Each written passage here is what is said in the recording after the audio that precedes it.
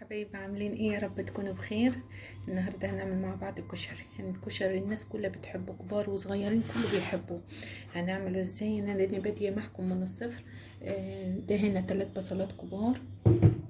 قبل ما نبدا في البصل يا بنات، انا عندي كوبايه عدس. دي كوبايه عدس اسود، تنجوها كويس. وبعد ما تنجوها كوبايه، انا مكيله بكوبايه الشاي المج العادي. ماشي حبايبي. دي كوبايه عدس، على حسب الكمية اللي انت هتعمليها. ممكن هتعملي اكتر من الكمية بتاعتك، فكتر براحتك. اهم حاجة المهم العدس بتاعنا هنعمل فيه ايه.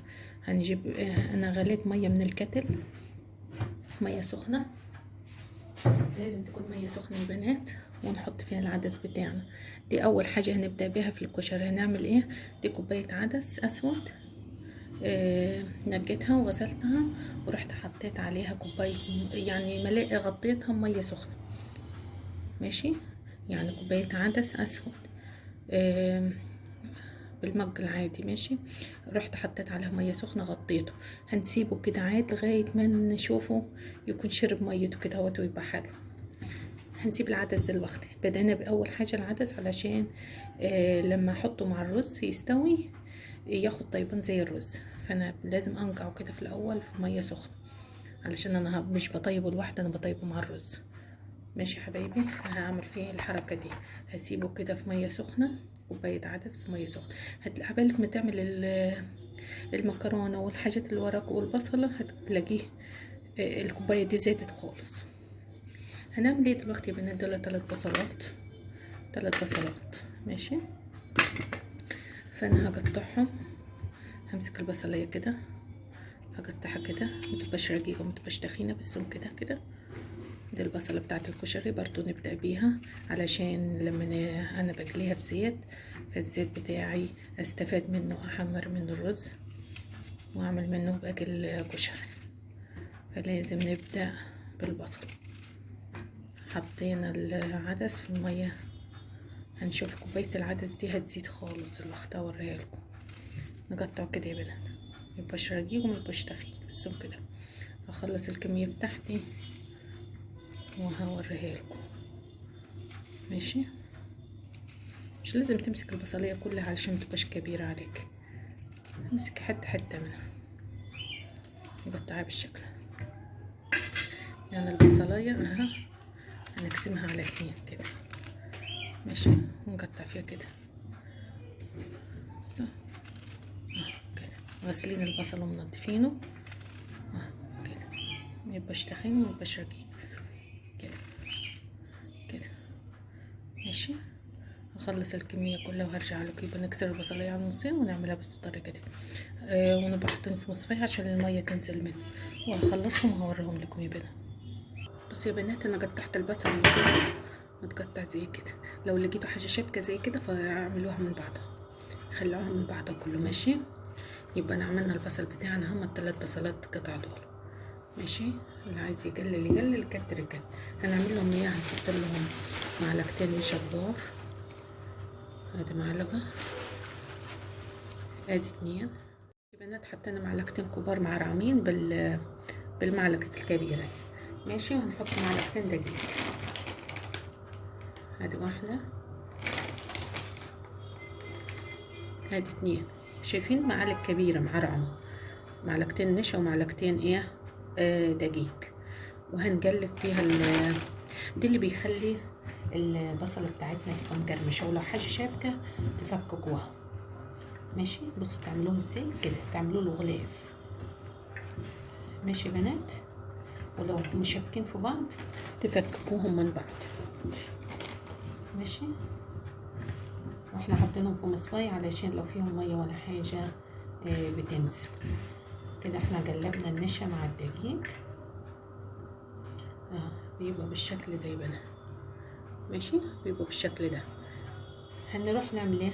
نحط زيت غزير ونقلي فيه البطاطس بتاعتنا، تبقى مقرمشة وتبقى احلى من بتاعت بره بالظبط.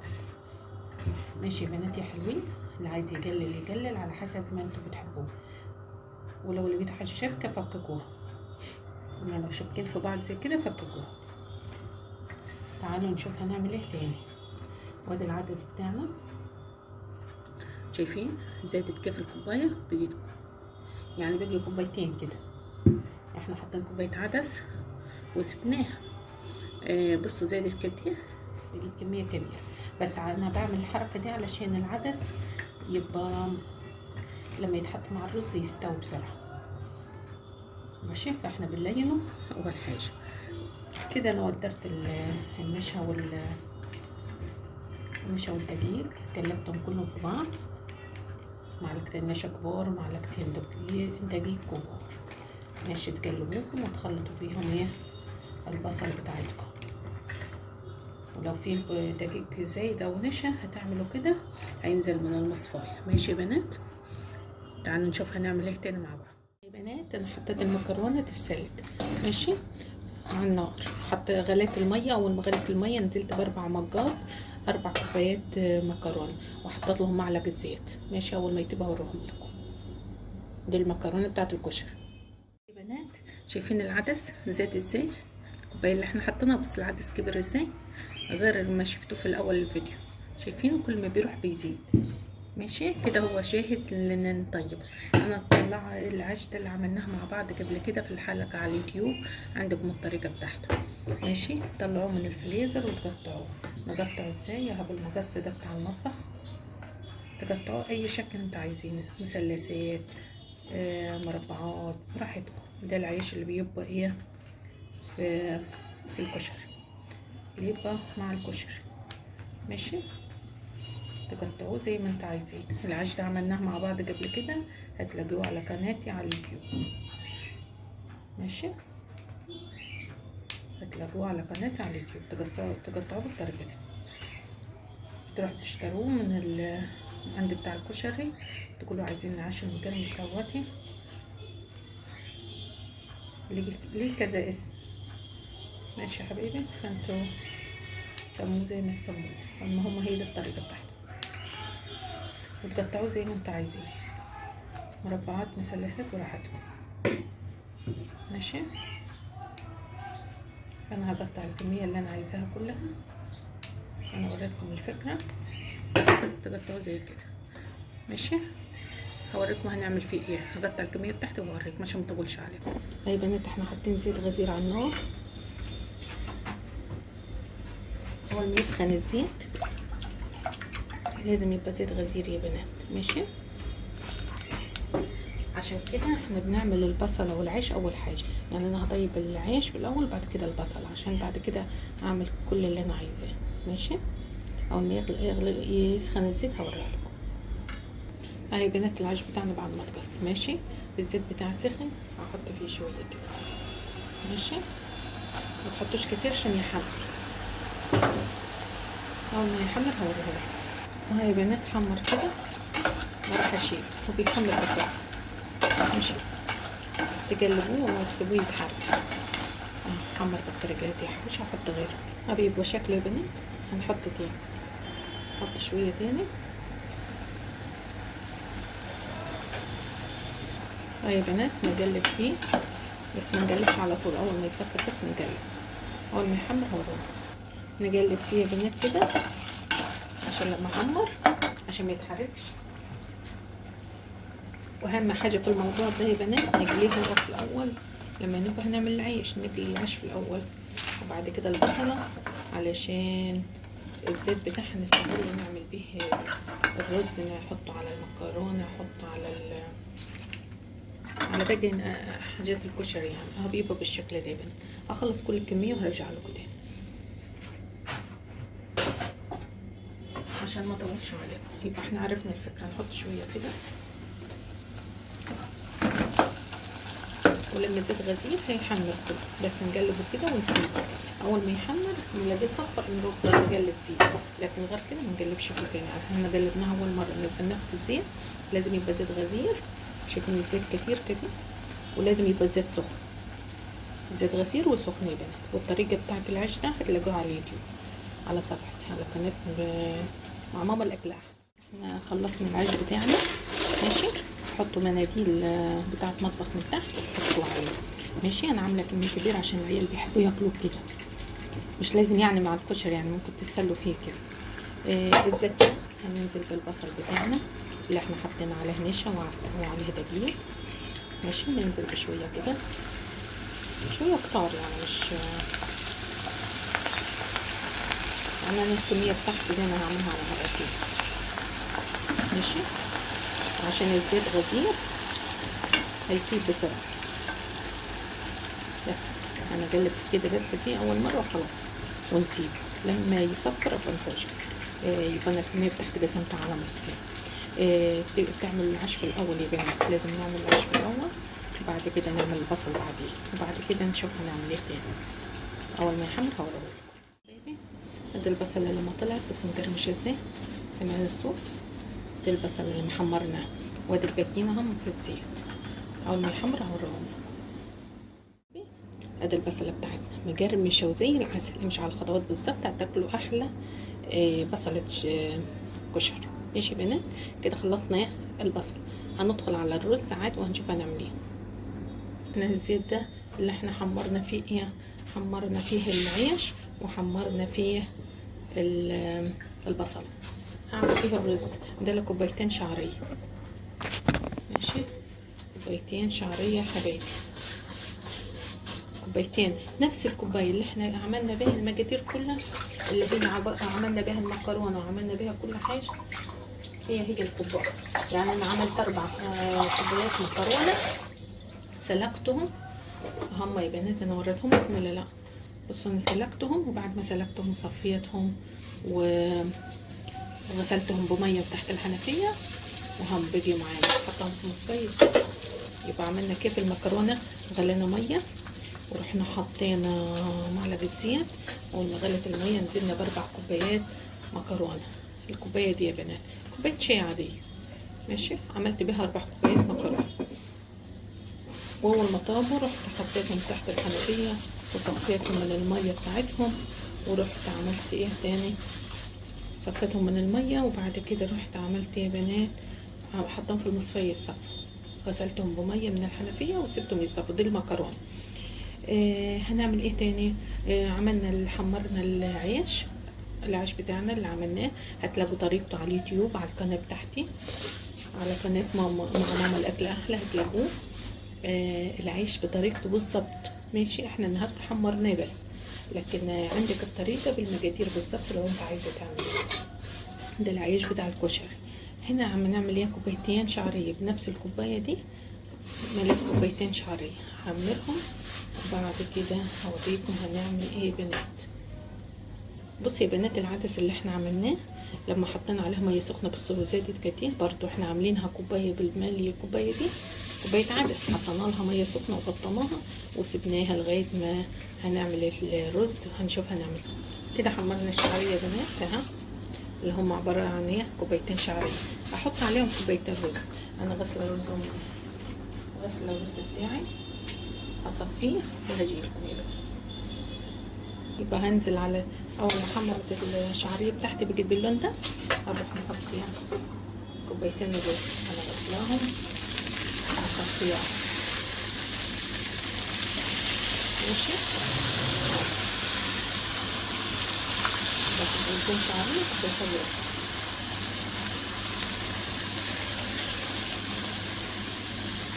لازم تغسليه والميه تبقى مصفيه عادي، لو ما غسلتيش مش مشكله.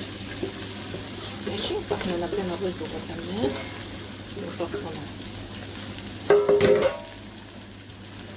ماشي يا بنات، اللي مش عايز يغسل الرز ما يغسلوش عادي. الرز من زي الشعريه زي المكرونه من انواع الحاجات زي كده عادي لو انت ما غسلتوش. بس يا بنات هحمره وهوريها لكم. يا بنات كده حمرنا، لون الرز بس يغير. ماشي، مش يتحمر، يغير. هنا عندنا ايه، كوبايه العدس اللي احنا حاطين عليها ميه سخنه وسبناها. لما تيجي تبتدي في الكشري تبتدي بالعدس في الاول، تحطيه وتحطي عليها ميه سخنه وتسيبيه لغايه ما تخلص كل الورق. بصي بقى زادت الكميه بتاعته ازاي اهو، ده اللي انا عايزاه. ولا نسلق ولا نعمل، احنا نحط عليه ميه سخنه ونسيبه، هو هيزيد لوحده. ماشي، عشان احنا هنحط على الرز. دي كوبايه عدس، شوفوها في اول الفيديو كان شكلها ايه، وشوفوها دلوقتي ايه يا بنات. بص ملت الطبق ازاي. دي كوبايه العدس انا مصفياها من الميه، واول ما حمرنا الرز خليناه صفر غير لونه عن ما احنا حطيناه، نروح نازلين بالعدس. حمرنا الشعرية كله ده في الزيت بتاعي، الزيت بتاع البصلة والعيش اللي احنا حمرناه. عشان كده عم نعمل البصلة اللي نعمل العيش الاول نحمره، وبعد كده نحمر البصلة، بعد كده نصفي الزيت بتاعه ونعمل بيها زيت. انا كده صفيت الزيت بتاع البصلة وعملت بيها زيت. ماشي بقى. بس نحط الملح بتاعنا، وبعد كده نحط المية نشوف ياخد كام كوباية، كام كوباية مية. ادي واحدة، دي 2 3 4. استنى نجيب مية تاني بقى. انا كده حطيت 4 كوبايات مية. 4 5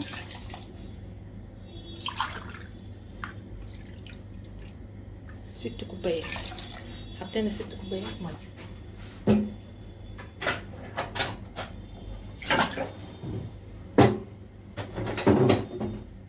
حطينا 6 كوبايات ميه بقى. وهنحط الملح بتاعنا، اول ما يغلي هنوطي عليه. ماشي، نقلب كله في بعضه بس كده، ونحط الملح بتاعنا، وبعد كده نغطيه ونوطي عليه اول ما يغلي.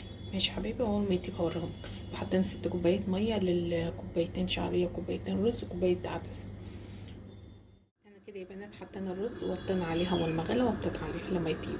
هنا عملت ايه؟ ده كيلو طماطم عملت عصير في الخلاط، وبعد كده سبته على النار لغايه ما بقي تجيل زي كده، يبقى بالسمك ده. انا ما حطلوش اي اضافات غير الطماطم. عملتها في الخلاط كيلو طماطم، رحت ضربته في الخلاط، وبعد كده خليته لما تجل بكده بقي السمك ده، ورحت طفت عليه. هنشوف هنعمل ايه مع بعض يا بنات. انا جبت طاسه عشان نعمل الدكه بتاعه الطماطم بتاعه الكشري، الدكه الحمراء. يعني احنا سبكنا الطماطم، وبعد ما سبكناها هنعمل الدكه بتاعتها. الدكه بتاعتها عباره عن ايه؟ عباره عن 6 فصوص ثوم، وبعد كده رحنا حطينا معلقه صغيره كمون، ونص معلقه كزبره. ماشي، معلقه صغيره كمون ونص معلقه كزبره، ومعلقتين زيت كبار. ماشي، يبقى حطينا معلقتين زيت كبار، وبعد كده حطينا 6 فصوص ثوم دقناهم ونعمناهم، وحطينا عليهم معلقه كمون صغير ونص معلقه كزبره صغير. واحنا سبكنا الطماطم هنشوف هنعمل ايه. ماشي، اول ما تحمر هوريها لكم. بس يا بنات كده هي تبقى اللون ده مصفر مش محمر. الثوم ما يبقاش محمر، يبقى مصفر بس. هنعمل ايه؟ هنحط نص الخليط ده على نص الخليط على الطماطم، والنص التاني هنعمل ايه؟ الدكه البيض بس. ونحط عليها على الصلصه معلقه خل كبير، معلقه خل كبير. ماشي، يبقى حطينا على الصلصه معلقه خل كبيره، حطينا ملح، وحطينا نص الخليط اللي هو عباره عن ايه؟ عباره عن ايه بنات؟ الخليط بتاعنا ده عباره عن كمون. و هنعمل ايه هنا؟ حشنا نص الخليط. ماشي، هناخد معلقه من الصلصه اللي احنا سبكناها، صلصه الكشري اللي احنا سبكناها، ناخد منها معلقه بعد ما قلبناها كويس. ناخد معلقه منها ونحط على الخليط ده، وهنحط معلقه كبيره خل، او معلقتين كبار خل. بعد الخليط بتاعنا هنحط نص كوبايه، لا ربع كوبايه ميه.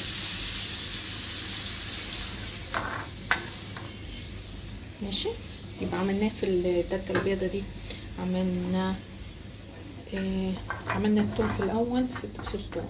اول ما حمر حطينا عليهم معلقه كمون صغيره ومعلقه ونص معلقه كزبره وملح، والعيش شط يحط. وبعد كده قسمنا الخليط، حطينا نصه على الطماطم وحطينا على الطماطم معلقه خل كبيره. جينا هنا رحنا حطينا معلقتين خل كبار ومعلقه صلصه من اللي احنا عملناها بتاعه الكشري، وحطينا ربع كوبايه ميه والملح على حسب الرغبه. عايزه احط شطه احط براحتك. الريحه يا بنات في منتهى الجمال. ماشي، اللي عايز يصفيها يصفيها، اللي عايز يخليها كده يخليها كده. يا بنات خلصنا الدجه بتاعتنا اللي بتبقى بيضه، وخلصنا الصلصه وخلصنا المكرونه والبصله والرز طفت عليه. ماشي حبايبي، هنشوف هنعمل ايه مع بعض. ماشي، الرز حطينا له الميه ما خدش ميه تاني. دلوقتي هنشوف هنعمل ايه مع بعضينا. وادي الرز يا بنات بعد ما طاب، الرز والعدس والشعريه في منتهى الجمال، بس مش على الخطوات بالظبط، واعملوه زي ما وريتكم. بصوا مفلفل كده احلى من بتاع بره بامان يا بنات لو معايا، وتشموا الريحه فظيعه. حلوين. ادي الكشري اللي احنا عملناه بالعيش. طريقه العيش يا بنات هتدخل على اليوتيوب هتلاقوها. ماشي، طريقتها بالظبط احنا جليناها مع بعض. وادي الدكه البيضه والدكه الحمر. ماشي يا بنات يا حبايبي، اللي مش عايزها يعملها سخنه عايزها بارده يعملها بارده. الدكه البيضه يعمل نفس الطريقه هي والثوم كله بس على البارد، ما يحطهاش على النار ولا يحمر التوم، يعملها التوم نيه وكله على البارد. اللي عايزها على البارد، اللي عايزها على السخن ها، واللي عايز يصفيها يصفيها عادي، اللي مش حاببها بالشكل ده. بس يا بنات اتمنى تجربوها، فظيعه فظيعه. وهنا الكشري اللي احنا عملناه، بس انا جربته لكم.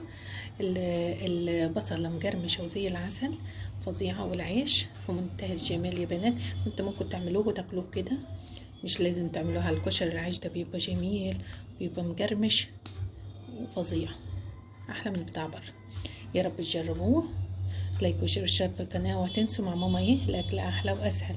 معلش يا بنات انا طولت عليكم الفيديو النهارده، بس هو الكشري بيطول، فلازم نطول الفيديو. وانا كان لازم اوريكم بالظبط ايه كل التكات والحركات اللي بتبقى في الكشري زي بتاع بره بالظبط. اتمنى تجربوه. لايك وشير واشتراك في القناه، وتنسوا يا بنات تشتركوا في القناه عشان كل حاجه توصل لكم. دي الدكه الحمراء ودي الدكه البيضاء. ماشي يا حبايبي. والعيش عندكم الطريقه بتاعته على اليوتيوب. كنت هقول لكم ايه تاني. اتمنى اكون ضيفه خفيفه عليكم واكون فاتكم بحاجه بسيطه. اكيد الناس كلها بتعرف تعمل كشري، بس البنات الصغننين الحلوين حبيت اوريهم طريقته. ماشي حبايبي. كنت هقول لكم ايه تاني. لما تحطوا العيش على النار على الزيت، لازم الزيت يكون سخن، ونقلب اول مره بس كده عشان الزيت يدخل جوه العيش. وبعد كده نسيبه اول ما يحمر نبتدي نقلب فيها لغايه ما يوصل للون اللي احنا عايزينه. وبعد كده نبدا في الكشري. نبدا في الاول بالعدس الاسود، نحطه في ميه سخنه في الاول علشان لما نطيبه مع الرز يطيب. ماشي. كنت هقول لكم ايه تاني بس. وبعد كده نروح نعمل البصله ونقطعها ونجهزها ونحط عليها الدقيق والنشا، وبعد كده نسيبها على جنب. نعمل العيش بتاعنا نحمره، ويا ريت تبقى عامله العيش من قبلها بيوم وتحمري في نفس يعني تاني يوم تحمري عشان ما ياخدش معاكي وقت طويل. واول ما نحمر العيش لازم يكون زيت سخن. نحمر العيش في الاول، وبعد كده بعدين نحمر البصله، وبعد كده الزيت بتاعه نعمل بيه الرز زي ما انا وريتكم. نصفيه ونعمل بيه الرز بس يا بنات. باي يا حبايبي. اوعوا تنسوا يا بنات تشتركوا في القناه، لايك وشير واشتراك في القناه حبايبي. اوعوا تنسوا مع ماما الاكل احلى واسهل ان شاء الله. واي حاجه عايزينها، اي وصفه عايزينها اكتبوا لي وانا هعملها لكم لو ما كنتش عملتها. باي يا بنات.